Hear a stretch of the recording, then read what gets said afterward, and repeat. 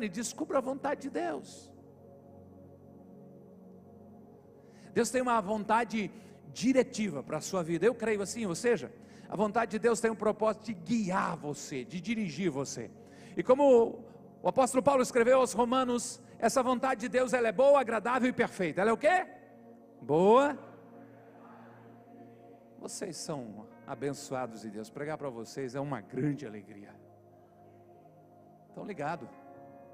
Deus quer dirigir você, mas Ele lhe deu livre escolha. E por isso muitos acabam saindo da vontade diretiva de Deus e entrando na vontade permissiva de Deus. Não era intenção de Deus, mas como Ele lhe deu livre-arbítrio, Ele permite você escolher o que quer para a sua vida. O divórcio não é vontade diretiva de Deus. As pessoas fazem as suas escolhas e colhem o resultado. Muitas mortes, que na cerimônia fúnebre nós pastores dizemos, foi do agrado de Deus recolher esse amado irmão. Na verdade não era vontade de Deus coisa nenhuma. Foram as escolhas daquela pessoa que ceifara a sua vida muitas vezes antes do tempo. Quantas pessoas que morrem antes da hora porque não honram os pais? A Bíblia diz, honra seu pai e sua mãe, é o primeiro mandamento com promessa. Se honrar pai e mãe, tudo lhe irá bem e você terá vida longa na terra. Eu não estou dizendo que todos que morrem jovens foi porque desonraram pai e mãe. Cada um, disse o salmista, que o Senhor sabe a conta dos dias quando nenhum deles ainda existia. Mas eu creio que muitos encurtam a vida sim, porque abandonam a vontade de Deus, não honrando os pais. Deus tem uma boa, agradável e perfeita vontade para você. Viva na vontade de Deus. Olha o verso 21 de Mateus 7 outra vez. Nem todo aquele que me diz Senhor, Senhor entrará no reino dos céus, mas apenas aquele que faz a vontade de meu Pai que está nos céus. Jesus declara que o reino dos céus já é uma realidade. O reino dos céus, lugar espiritual onde Deus já governa e sim interfere no mundo real, aqui, no agora.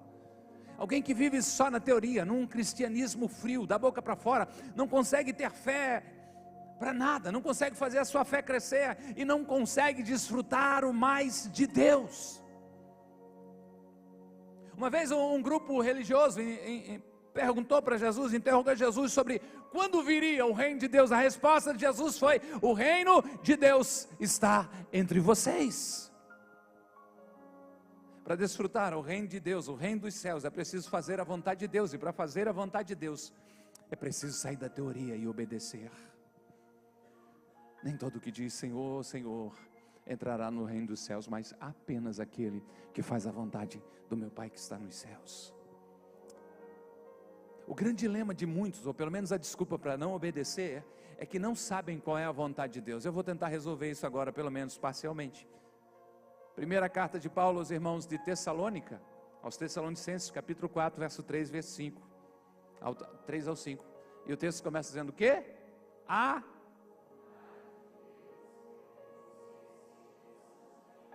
vontade de Deus. Opa! Apareceu! Qual a vontade de Deus para a sua vida? E Paulo vai assim. Ele vai mais longe assim: abstenham-se, evitam, saiam fora de toda a imoralidade sexual. Cada um saiba controlar o seu próprio corpo de maneira santa e honrosa, não dominado pelas paixões, ou pela paixão de desejos desenfreados, como aqueles que não conhecem a Deus. Ele chama de pagãos. Saia da teoria, permita a sua fé crescer. Se você diz que Jesus é Senhor da sua vida, você é propriedade exclusiva de Deus. Você foi comprado por bom preço. A Bíblia diz, a saber, o sangue de um homem inocente, o santo Filho de Deus. Nós não pertencemos a nós mesmos. Já houve um tempo que você poderia fazer o que queria, mas houve um momento de decisão na sua vida, que você se rendeu a Jesus. A sua vida pertence a Ele agora, e a gente tem dificuldade de entender isso. Se nós pertencemos a Ele, nós precisamos agora viver separados. Esse é o sentido de santificado. A vontade de Deus é que vocês sejam separados para Ele. E Paulo, nesse texto específico aqui, põe o foco no corpo. Imoralidade sexual no grego, no original, é porneia. Todo tipo de relação sexual fora dos padrões estabelecidos pela palavra de Deus. E o padrão de Deus é casamento, um homem e a sua esposa. Qualquer relação fora disso é insulto à santidade de Deus. Porneia, tem uma palavra que lembra bem, quem sabe você saiba, pornografia. Está no pacote também. A vontade de Deus é que vocês sejam santificados. Vivam separados para Ele. Ele deu um corpo para você como um veículo, um instrumento para louvor e glória do seu nome. Se não bastasse, olhe para esse corpo pensando nele como uma casa ou como um vaso, e Ele enviou, sabe quem? O Deus Espírito Santo, a terceira pessoa da Trindade, para viver dentro de nós. Quando há mau uso do corpo, nós acabamos nos afastando dele. Mas não dá para pensar que a gente vai olhar apenas para esse texto de Paulo, imaginar que esse estar separado, esse estar dedicado a Deus vai se restringir apenas à imoralidade sexual e as demais coisas. Deus não se importa. Vamos lá, pense no mau uso da língua.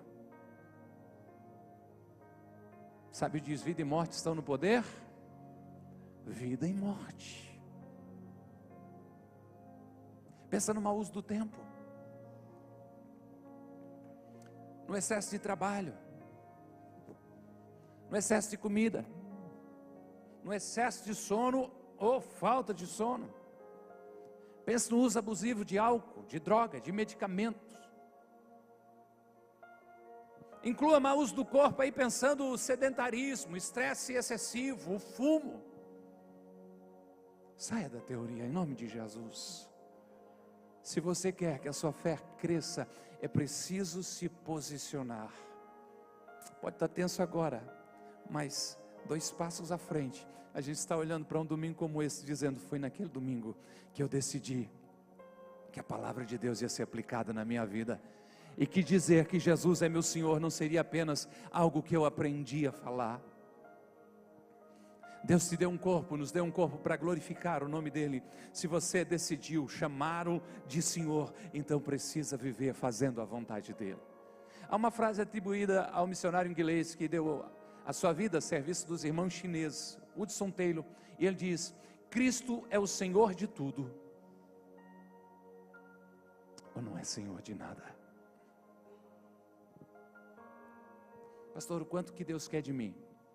Tudo. Tua vida, teu corpo, teu casamento, teus recursos, teu tempo, tua saúde, tudo. Tuas palavras. De alguém que decide dizer: eu quero ver a minha fé crescer e eu ser cada dia mais parecido com Jesus.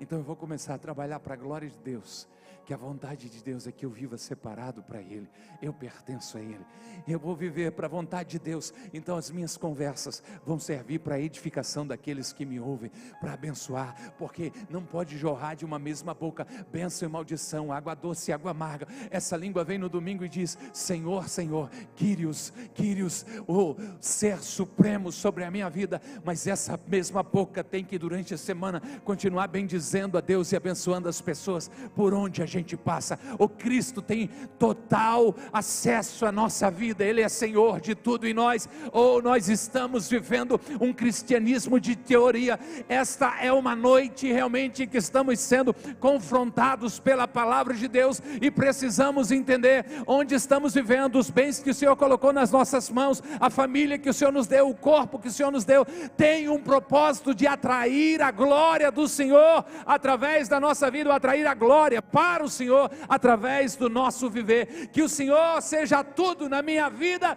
e na tua vida, e que nós possamos viver cada dia mais para a glória de Deus.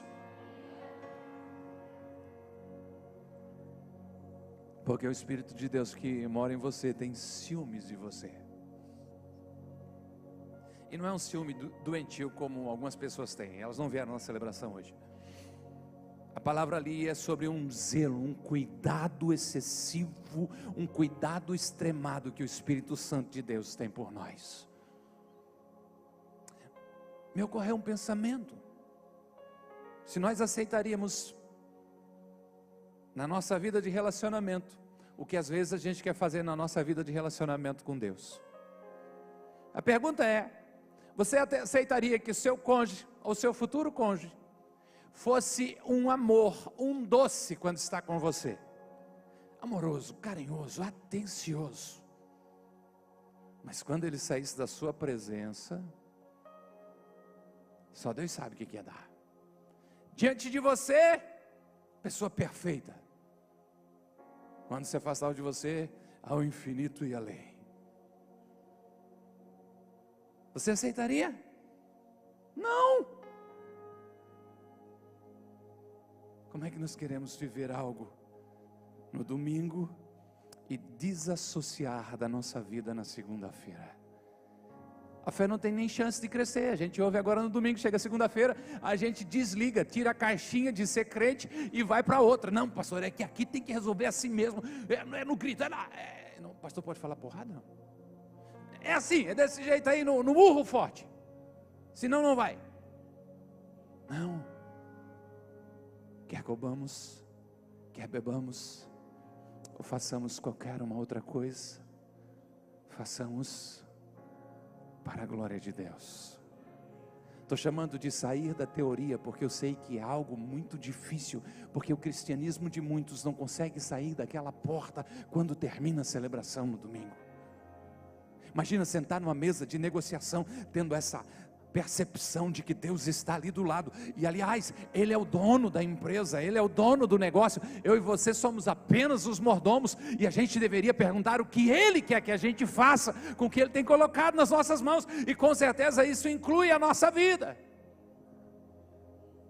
Não é possível chamá-lo de Senhor, Senhor, e não viver submisso a Ele o tempo todo. Que Ele seja o Senhor de tudo o que há na sua vida, e dessa forma a sua fé comece a crescer cada dia mais em nome de Jesus.